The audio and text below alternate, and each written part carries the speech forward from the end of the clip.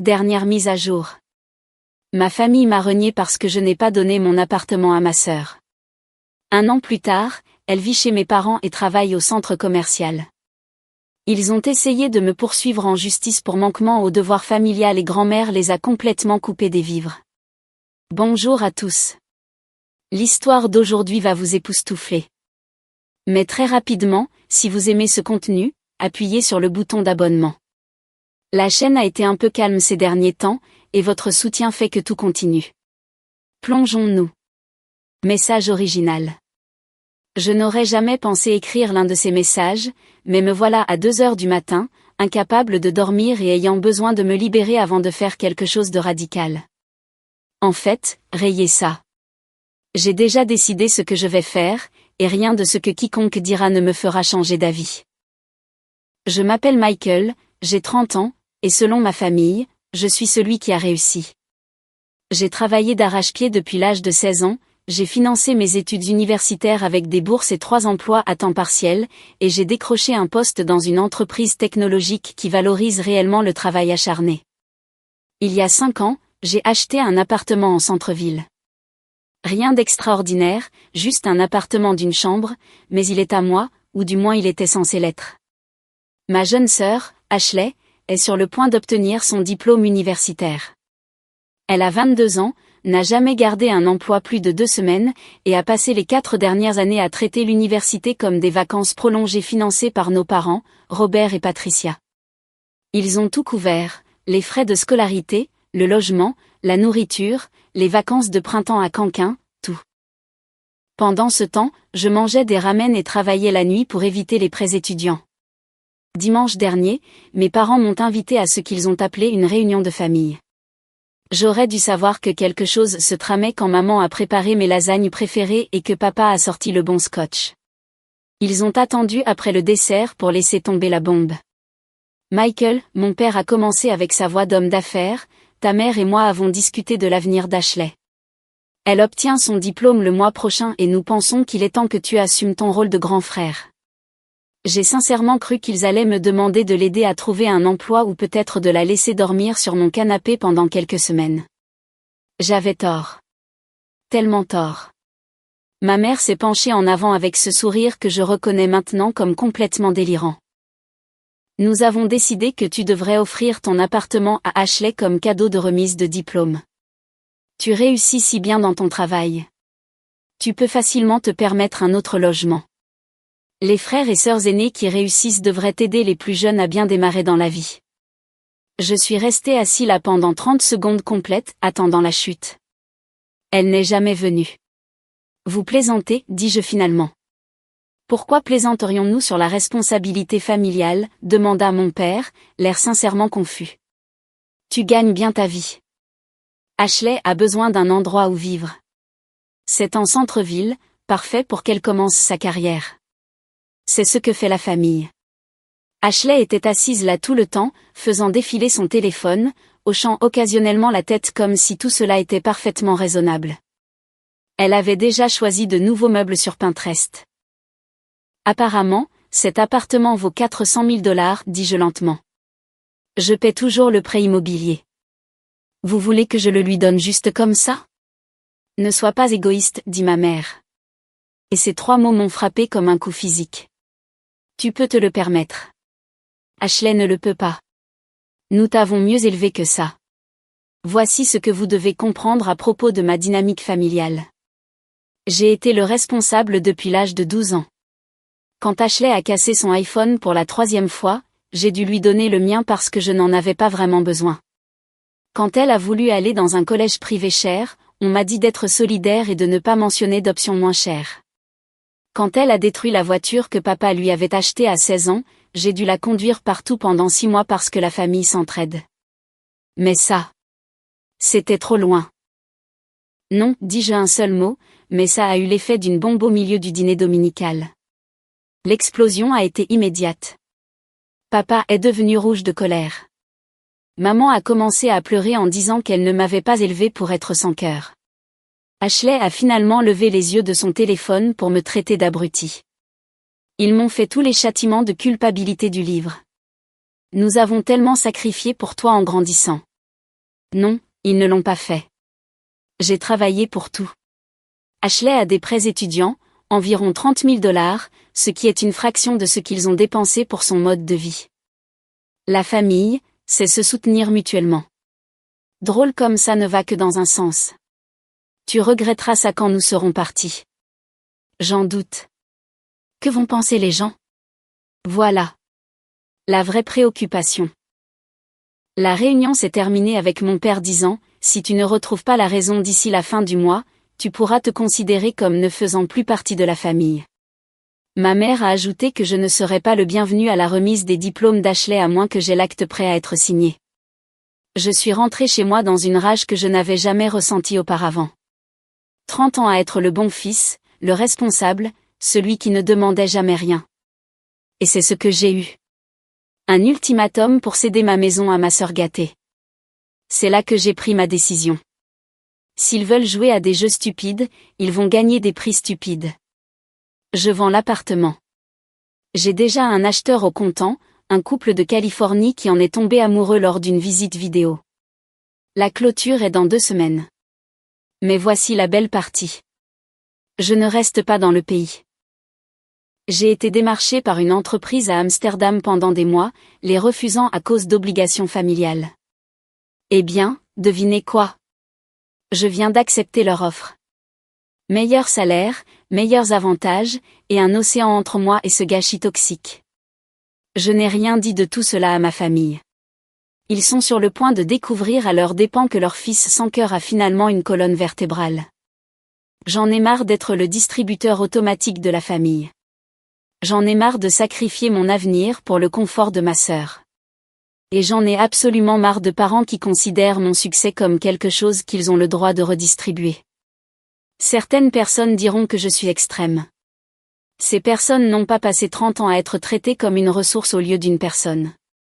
Parfois, la seule façon de gérer une famille privilégiée est de se retirer entièrement de l'équation. Mise à jour à venir quand ça va exploser. Ce sera glorieux. Première mise à jour. Les agents immobiliers sont arrivés. Bon sang. Je ne m'attendais pas à mettre à jour si tôt, mais les dernières 72 heures ont été absolument folles. Pour ceux qui n'ont pas vu mon message original, je suis le gars dont les parents ont exigé que j'offre mon appartement de 400 000 $ en centre-ville à ma jeune sœur pour sa remise de diplôme. J'ai décidé de le vendre et de quitter le pays à la place. Donc, mardi matin, j'ai rencontré mon agente immobilière, Jennifer, dans un café près de la maison de mes parents. C'était intentionnel. C'est une petite zone de banlieue, et je savais que la nouvelle se propagerait rapidement. Jennifer, que Dieu la bénisse, est l'une de ces agentes immobilières qui conduit une Mercedes blanche avec son visage placardé sur le côté, subtil comme un train de marchandises. Nous sommes assis dehors à parcourir des papiers quand je vois l'amie de ma mère, Nancy, passer. Nancy, la reine des commérages de banlieue, s'est arrêtée net quand elle m'a vu avec Jennifer et une pile de documents immobiliers. J'ai fait un signe de la main. Elle a pratiquement couru en cherchant son téléphone. 20 minutes plus tard, mon téléphone a explosé. 17 appels manqués de maman, 12 de papa, et une série de textos de plus en plus dérangés d'Ashley. Ashley, qu'est-ce que tu fais? Ashley, maman dit que tu vends mon appartement. Ashley, tu ne peux pas faire ça. J'ai déjà dit à mes amis que je déménageais en centre-ville. Ashley, réponds à ton téléphone, Ashley. Tu ruines ma vie, sale con. Je n'ai pas répondu. Au lieu de cela, j'ai posté une photo sur Instagram de moi en train de signer des papiers avec une légende, de grands changements à venir. Maison avec jardin avion. Nouvelle aventure. Ma cousine Sarah m'a envoyé un texto immédiatement. Mec, ta mère vient d'appeler ma mère en hurlant, qu'est-ce que tu as fait? Mercredi matin, le vrai spectacle a commencé. Les acheteurs, James et Linda, voulaient revoir l'appartement en personne une dernière fois avant la clôture. Ils ont amené leur entrepreneur pour discuter des rénovations. Alors que nous sommes dans mon salon en train de discuter de leur plan pour abattre un mur, il y a un coup furieux à ma porte. Entre Robert et Patricia, le visage rouge et respirant comme s'ils avaient monté 10 étages. Il n'y a que 3. Qu'est-ce que vous pensez faire, rugit mon père, ignorant complètement les acheteurs et l'entrepreneur. Montrez aux nouveaux propriétaires leur propriété, dis-je calmement. James, Linda, ce sont mes parents. Parents, ce sont les gens qui ont acheté mon appartement. Leur visage était inestimable. Maman est devenue blanche, puis rouge, puis une teinte violette inquiétante. Tu ne peux pas vendre ça, cria-t-elle. Nous avions un accord. Non, je corrigeai. Vous aviez une demande. J'ai dit non. Vous vous souvenez? Linda, que Dieu la bénisse, a choisi ce moment pour s'extasier sur son enthousiasme à rénover la cuisine. Nous pensons à des comptoirs en marbre. Peut-être abattre ce mur pour ouvrir l'espace. Ma mère a en fait essayé de leur dire que la vente était illégale parce qu'elle était promise à la famille. James, qui s'est avéré être un avocat à la retraite, a juste ri et a dit « Ce n'est pas comme ça que fonctionne le droit de la propriété, madame ». La confrontation a dégénéré quand Ashley est arrivée, apparemment convoquée par les textos frénétiques de notre mère. Elle a jeté un coup d'œil à la situation et a éclaté en sanglots. « Tu voles mon avenir », a-t-elle gémi. Vraiment gémi comme un enfant en bas âge à qui on a refusé des bonbons. « Je vends ma propriété », ai-je répondu. « Ton avenir n'a jamais été le mien à fournir. » Elle a ensuite commis l'erreur d'essayer de culpabiliser les acheteurs, leur disant comment son frère cruel l'a forcé à l'itinérance après l'obtention de son diplôme. La sympathie de Linda s'est évaporée quand Ashley a mentionné qu'elle avait l'intention de faire du mannequinat Instagram depuis le balcon de l'appartement parce qu'il avait un éclairage parfait pour la création de contenu. L'entrepreneur, clairement mal à l'aise, a demandé si nous devions reporter. James a dit non. Ils avaient un calendrier serré. On a demandé à mes parents de partir. Ils ont refusé. J'ai dû menacer d'appeler la police avant qu'ils ne sortent finalement en trombe, mais pas avant que mon père ne prononce son ultimatum ultime. Si tu vas jusqu'au bout, tu es mort pour nous. Pas d'héritage, pas d'événements familiaux, rien. Tu le regretteras pour le reste de ta vie.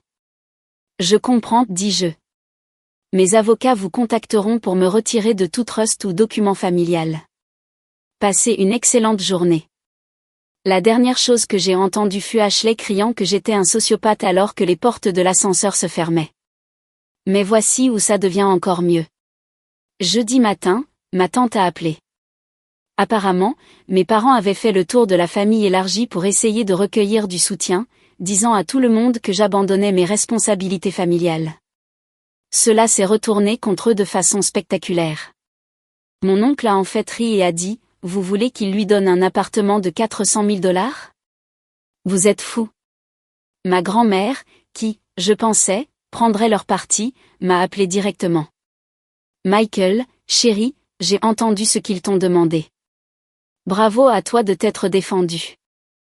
Je les ai vus permettre à cette fille de faire ce qu'elle voulait pendant des années. Viens me voir en Europe quand tu y seras. Coup de théâtre. Grand-mère pensait secrètement que mes parents étaient des idiots depuis des années. La vente se clôture lundi. Mon vol pour Amsterdam est mercredi. Mon nouveau travail commence dans 2 semaines. J'ai déjà expédié la moitié de mes affaires, donné le reste. Mes parents n'ont aucune idée que je quitte le pays. Ils pensent que je suis juste mesquin et que je vends pour les contrarier. Mon Dieu, quelle surprise ils auront quand ils se rendront compte que je ne déménage pas juste en ville. Je commence une nouvelle vie. À 4000 miles de leurs droits toxiques. La remise des diplômes d'Ashley est dans 3 semaines. Je n'y serai pas. Au lieu de cela, j'aménagerai mon nouvel appartement à Amsterdam, j'apprendrai le néerlandais et je profiterai d'une vie où je suis apprécié pour plus que ce que je peux fournir à des membres ingrats de ma famille. Le meilleur, mon nouveau travail s'accompagne d'une augmentation de salaire significative et d'un soutien complet pour la relocalisation. La prime à la signature seule est plus que ce qu'Ashley doit en prêts étudiants. Mais vais-je proposer de les payer? Absolument pas. Elle peut se débrouiller seule, tout comme moi. Ma famille continue de m'envoyer des SMS me demandant d'être raisonnable. Ma réponse a été constante. Je suis raisonnable. C'est pourquoi je pars. 2e mise à jour. Les chroniques d'Amsterdam 6 mois plus tard. Salut tout le monde. Je sais que cela fait 6 mois depuis ma dernière mise à jour et ma boîte de réception a été inondée de demandes pour la conclusion de cette saga. Accrochez-vous, car les conséquences ont été plus spectaculaires que je n'aurais pu l'imaginer. Tout d'abord, laissez-moi vous brosser un tableau de ma vie actuelle. J'écris ceci depuis mon appartement à Amsterdam, avec vue sur un canal. C'est dimanche matin. Je viens de rentrer d'une balade à vélo dans le Vondelpark et je prends un café et des stroopwafels en regardant les bateaux dérivés. Mon néerlandais est terrible mais s'améliore. Mon travail est incroyable et pour la première fois de ma vie, je me réveille sans anxiété quant à la crise familiale que je devrais financer ou résoudre. Mais vous êtes ici pour le drame. Alors, revenons à ce qui s'est passé après mon départ. Le jour où j'ai pris l'avion, j'ai envoyé un SMS groupé à ma famille avec une photo de l'aéroport. Je commence ma nouvelle aventure à Amsterdam. Nouveau travail, nouvelle vie. Je serai injoignable pendant un certain temps, le temps de m'installer. Prenez soin de vous. L'explosion a été nucléaire. Selon ma cousine Sarah, qui est devenue ma correspondante de guerre officieuse, mes parents se sont présentés à mon ancien appartement le lendemain de mon départ avec un camion de déménagement, s'attendant à aider Ashley à déménager. Et malgré tout, ils ont été accueillis par l'entrepreneur de James et Linda, qui les a informés que les nouveaux propriétaires avaient déjà changé les serrures. La police a été appelée. Ce n'était pas joli. Ma mère a ensuite fait quelque chose à quoi je ne m'attendais pas. Elle est passée en mode réseaux sociaux. Elle a posté sur Facebook comment son fils sans cœur avait abandonné la famille pour de l'argent en Europe, espérant me faire honte auprès de la famille élargie et de leur communauté religieuse. Cela s'est retourné contre elle de façon spectaculaire. Les commentaires allaient de « Attendez, vous vouliez qu'il lui donne un appartement de 400 000 $ à « N'est-ce pas Ashley qui est allée à Cabo 5 fois l'année dernière ?» La publication a été supprimée en quelques heures, mais les captures d'écran circulaient déjà dans la discussion de groupe familial dont je ne fais plus partie. Sarah me tient au courant. La remise des diplômes d'Ashley a apparemment été un désastre. Elle se vantait auprès de tout le monde de son nouvel appartement en centre-ville. Elle a même posté des vidéos de décoration d'appartements sur TikTok qui sont devenues semi-virales dans notre ville. Quand les gens ont découvert qu'elle ne l'obtenait pas et pourquoi elle ne l'obtenait pas, elle est devenue un mème sur Twitter local. Quelqu'un a créé un compte appelé @downtown_condodream qui ne faisait que reposter ses vidéos de décoration avec des retours à la réalité. C'était brutal. Mais voici où cela devient vraiment intéressant. Les projets d'Ashley après l'obtention de son diplôme se sont complètement effondrés. Cette carrière de mannequinat Instagram qu'elle envisageait, il s'avère qu'elle comptait sur l'emplacement et l'esthétique de l'appartement pour le contenu. Elle avait même prévendu des publications sponsorisées à des entreprises locales basées sur son nouveau mode de vie en centre-ville. Quand cela a échoué, elle a dû retourner vivre chez nos parents et rembourser plusieurs milliers qu'elle avait déjà dépensés. Elle a également refusé 2 offres d'emploi de niveau débutant parce qu'elles n'étaient pas alignées avec sa trajectoire d'influence. Ces emplois ne sont plus disponibles. 3 mois après ma vie à Amsterdam, j'ai reçu un email de mon père. Pas des excuses. Robert ne présente pas d'excuses, mais une proposition commerciale. Il voulait que j'investisse dans la nouvelle entreprise d'Ashley, une entreprise de coaching de vie où elle enseigne aux jeunes femmes comment manifester leur vie de rêve. L'investissement initial demandé était de 50 000 $. J'ai répondu par un seul mot, non. Il a répondu par un long email sur le devoir familial, comment les gens qui réussissent aident les autres, et comment je me perdais en Europe. Je l'ai transmis à ma grand-mère, qui l'a apparemment appelé et lui a fait un tel sermon qu'il ne lui a pas parlé pendant des semaines. En parlant de grand-mère, elle m'a rendu visite le mois dernier. Nous avons passé une semaine à explorer Amsterdam ensemble. Elle m'a dit des choses sur mes parents que je n'avais jamais su. Comment il lui avait emprunté de l'argent à plusieurs reprises au fil des ans pour les dépenses d'Ashley tout en me disant d'être plus indépendant. Elle a également révélé qu'elle avait changé son testament. Je ne connais pas les détails et je m'en fiche, mais mes parents, eux, les connaissent apparemment et sont furieux. L'embarras social a été leur plus grande punition. Le club de lecture de ma mère l'a apparemment interrogé sur la situation. Leurs amis d'église ont chuchoté. La foule du country club où mon père essayait de grimper socialement depuis des années est soudainement devenue trop occupée pour les rendez-vous de golf. Il s'avère qu'essayer de forcer votre enfant qui réussit à donner sa propriété à votre autre enfant gâté ne passe bien dans aucun cercle social. Ashley a aggravé les choses en postant une série de TikTok sur le fait d'être trahi par sa famille et de survivre à des frères et sœurs narcissiques. Celles-ci se sont également retournées contre elle lorsque les gens ont commencé à se demander pourquoi une jeune femme de 22 ans s'attendait à recevoir une propriété de 400 000 $. Les sections de commentaires étaient impitoyables. Elle est maintenant en mode privé sur tous les réseaux sociaux. Le mois dernier, j'ai appris par Sarah qu'Ashley avait finalement trouvé un emploi de vendeuse dans un grand magasin. Le même type d'emploi, a-t-elle dit, était en dessous d'elle quand je travaillais dans le commerce de détail pour payer mes études universitaires. Mes parents la soutiennent maintenant entièrement pendant qu'elle se cherche, ce qui implique apparemment beaucoup de pleurs sur l'injustice de la vie. Pendant ce temps, ma vie à Amsterdam a dépassé toutes les attentes. Ma nouvelle entreprise valorise l'innovation et l'équilibre travail-vie personnelle. J'ai rencontré des amis du monde entier. Je sors avec quelqu'un qui ne connaît rien à mon drame familial et qui s'en fiche. J'ai voyagé dans 7 pays en 6 mois. Ma santé mentale s'est considérablement améliorée. Mais le meilleur, le summum de toute cette situation. La semaine dernière, James et Linda m'ont invité à une pendaison de crémaillère virtuelle pour l'appartement.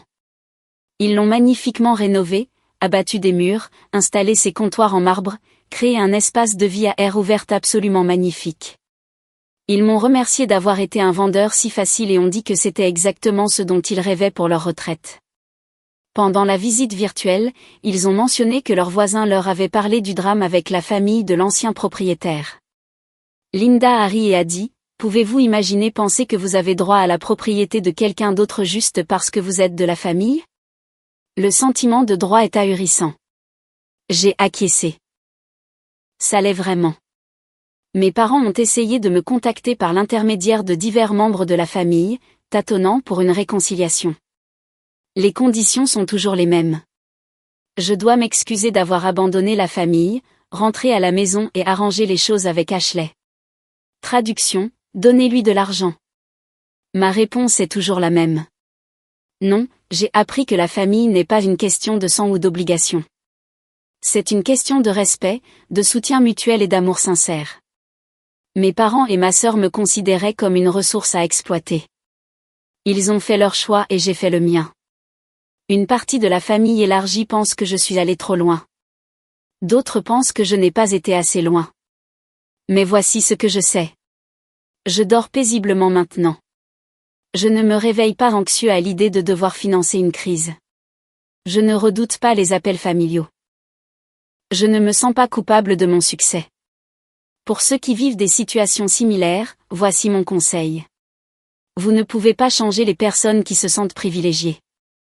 Elles ne vous verront jamais comme plus que ce que vous pouvez leur apporter. La seule façon de gagner est d'arrêter complètement de jouer à leur jeu. Mes parents voulaient que j'offre mon appartement à ma sœur parce que les frères et sœurs aînés qui réussissent devraient aider les plus jeunes à bien démarrer dans la vie. Au lieu de cela, je me suis offert la liberté des dynamiques familiales toxiques. Et honnêtement, c'est le meilleur investissement que j'ai jamais fait. À tous ceux qui ont suivi ce voyage et offert leur soutien, merci. Vos messages m'ont aidé pendant les moments difficiles où je me demandais si je faisais la bonne chose. À ma famille, si vous lisez ceci, la balle est dans votre camp.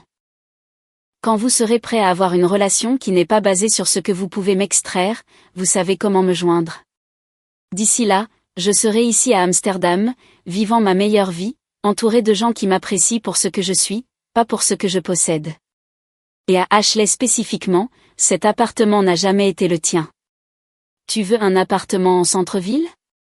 Travaille pour l'obtenir comme je l'ai fait. À 22 ans, tu es assez âgé pour apprendre cette leçon.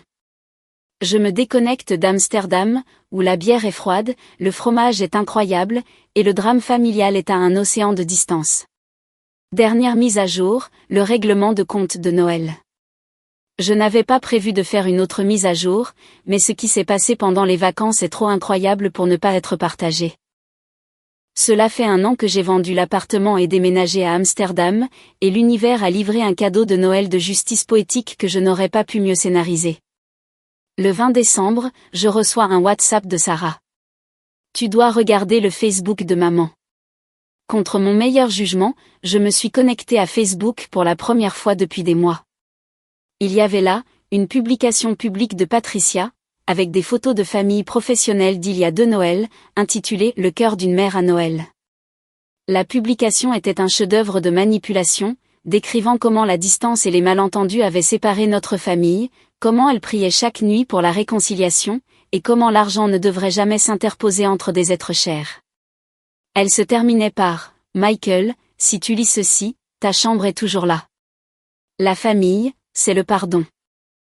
Rentre à la maison pour Noël. » Les commentaires étaient positifs jusqu'à ce que quelqu'un, que Dieu le bénisse, demande « N'est-ce pas le fils que vous avez essayé de forcer à donner son appartement à votre fille ?» Le fil a explosé. Patricia a essayé de minimiser les dégâts, mais des captures d'écran de ses publications précédentes avaient été sauvegardées. Quelqu'un a même mis un lien vers les TikTok supprimés d'Ashley. C'était brutal. Mais voici où ça devient intéressant. Alors que ce désastre des médias sociaux se déroulait, j'ai reçu un email d'un chasseur de tête. Ashley m'avait listé comme référence pour un poste en marketing. L'audace était à couper le souffle. Elle avait besoin de ce travail. Apparemment, elle avait été virée de 3 postes de vendeuse en 6 mois pour des problèmes d'attitude, et c'était sa dernière chance d'obtenir un rôle en entreprise. Je leur ai donné exactement la référence qu'elle méritait. Ashley est ma sœur. Je ne peux pas fournir de référence professionnelle car nous n'avons jamais travaillé ensemble. Cependant, je dois mentionner qu'elle a publiquement déclaré qu'elle avait l'intention d'utiliser son lieu de travail principalement pour la création de contenu Instagram plutôt que pour un travail réel. Elle a également démontré un schéma d'attente que les autres pourvoient à ses besoins plutôt que de gagner sa vie. Je lui souhaite le meilleur dans son parcours professionnel. Elle n'a pas obtenu le poste. La veille de Noël a apporté une autre surprise. Ma grand-mère a appelé avec des nouvelles. On lui avait diagnostiqué un cancer à un stade précoce, traitable heureusement, et elle avait décidé d'accélérer certains plans d'héritage. Elle avait donné à mes parents leur part, suffisamment pour rembourser leur hypothèque. Ils l'ont immédiatement dépensé pour un bateau et une adhésion à un country club dont ils ne pouvaient pas se permettre les frais annuels. Puis grand-mère a laissé tomber la bombe. Elle m'avait aussi donné ma part, mais l'avait structurée comme un fonds d'investissement néerlandais auquel je ne pourrais pas accéder avant d'avoir vécu en Europe pendant 2 ans. Le montant était substantiel, pas changerait ma vie, mais suffisant pour me permettre de rester en Europe de façon permanente si je le souhaitais. Mes parents l'ont découvert quand ils ont essayé de la convaincre de rediriger la part de Michael vers Ashley pour compenser la situation de l'appartement. La réponse de grand-mère, la part de Michael est à lui, tout comme l'appartement était à lui. Peut-être que si vous aviez appris à Ashley à travailler pour les choses au lieu de les attendre, elle ne serait pas dans cette situation. Le dîner de Noël en famille fut, selon Sarah, apocalyptique. Ashley a eu une crise de nerfs parce que tout le monde conspirait contre son succès. Robert a accusé grand-mère de détruire la famille par son favoritisme. Patricia a pleuré en disant qu'elle avait perdu son fils à cause de l'avidité. La réponse de la famille élargie fut unanime. Ils avaient perdu leur fils à cause de leur propre sentiment de droit. Pendant ce temps, j'ai passé Noël dans les Alpes suisses avec ma petite amie Emma. Oh oui, ça se passe toujours incroyablement bien. Sa famille et quelques amis du travail. Nous avons skié, bu du vin chaud, et n'avons pas discuté une seule fois des dynamiques familiales toxiques. C'était parfait. Le 27 décembre a apporté le coup de théâtre final. James et Linda, le couple qui a acheté mon appartement, m'ont envoyé un message. Ils avaient été approchés par quelqu'un se présentant comme le propriétaire légitime de la propriété, disant que la vente avait été frauduleuse parce qu'elle lui était promise. Ashley avait en fait essayé de les convaincre de la laisser y vivre, affirmant que j'avais volé son héritage. Ils ont géré cela parfaitement. Ils lui ont dit que si elle croyait sincèrement que la vente était frauduleuse, elle devrait contacter un avocat. Puis ils m'ont envoyé les images de surveillance d'elle en pleurs dans leur hall pendant que leur portier l'escortait dehors. Le 2 janvier, j'ai reçu une lettre officielle d'un avocat. Mes parents exploraient s'ils pouvaient me poursuivre pour manquement au devoir familial et infliction intentionnelle de détresse émotionnelle. Leur avocat, qui a dû prendre l'affaire pour la valeur de divertissement, leur a essentiellement dit qu'il n'avait aucune base et a plutôt conseillé une thérapie familiale. La lettre m'a été copiée par courtoisie pour montrer qu'ils étaient sérieux au sujet de la réconciliation. J'ai répondu par l'intermédiaire de mon avocat néerlandais, oui, j'en ai un maintenant parce que pourquoi pas. Tout contact ultérieur devrait passer par les voies légales, et je considérais leurs menaces comme du harcèlement. Aujourd'hui, alors que j'écris cette dernière mise à jour, je suis assis dans mon appartement d'Amsterdam, regardant la neige tomber sur le canal. J'ai été promu développeur senior. Emma et moi planifions un voyage de printemps au Japon. Mon néerlandais est enfin conversationnel. J'ai des amis qui ne savent rien de ce drame et qui m'aiment quand même. Ma famille essaie occasionnellement de me contacter par l'intermédiaire de singes volants, de parents éloignés, d'amis de la famille, même de mon entraîneur de basketball du lycée une fois. Le message est toujours le même. Ils ont appris leur leçon. Ashley est en difficulté. Vos parents ont le cœur brisé. La famille, c'est la famille. Ma réponse ne change jamais. Ils ont fait leur choix quand ils ont essayé de voler ma maison pour ma sœur. J'ai fait le mien quand j'ai choisi moi-même. À tous ceux qui disent que je suis allé trop loin, je dors paisiblement chaque nuit. Peuvent-ils en dire autant? À ceux qui vivent des situations similaires, vous ne devez votre succès à personne. Ni à vos parents, ni à vos frères et sœurs, ni à personne. Vous n'êtes pas responsable du financement du mode de vie ou des rêves de quelqu'un d'autre, surtout quand ils n'ont montré aucune appréciation pour vos sacrifices. Et à ma famille, si vous vérifiez toujours Reddit, les difficultés d'Ashley ne sont pas ma responsabilité. Votre embarras social n'est pas ma préoccupation. Vos problèmes financiers ne sont pas mon fardeau. Vous vouliez que je donne mon appartement de 400 000 $ parce que les frères et sœurs aînés qui réussissent devraient aider les plus jeunes à bien démarrer dans la vie.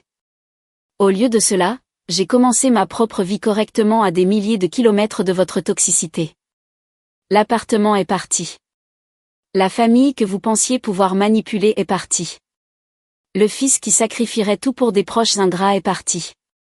Ce qui reste est un homme qui connaît sa valeur et refuse de laisser quiconque, famille ou autre, le traiter moins qu'il ne le mérite. Ceci est ma dernière mise à jour. Je ferme ce chapitre et je continue ma vie. Une vie remplie de relations authentiques, de respect mutuel et de la liberté radicale qui découle du fait de couper complètement les personnes toxiques. Merci, Reddit, d'avoir suivi ce voyage. Que vos propres limites soient fermes, vos colonnes vertébrales brillantes, et vos proches toxiques loin, très loin. D'Amsterdam avec amour et stroopwafel, Michael. PS Ashley, si tu lis ceci, j'ai entendu dire que tu vis toujours avec maman et papa, que tu travailles à temps partiel au centre commercial et que tu dis aux gens que tu es consultante. Tu as 23 ans maintenant. Il est temps de grandir. Cet appartement n'a jamais été le tien, tout comme mon succès n'a jamais été le tien à revendiquer. Tu veux un appartement en centre-ville? Travaille 80 heures par semaine comme je l'ai fait. Tu veux la sécurité financière? Arrête d'acheter des sacs de marque et commence à épargner. Tu veux le respect? Gagne-le. La vie ne te doit rien juste parce que tu existes. Plus tôt tu apprendras cela, mieux tu te porteras. Ou pas. Ce n'est plus mon problème.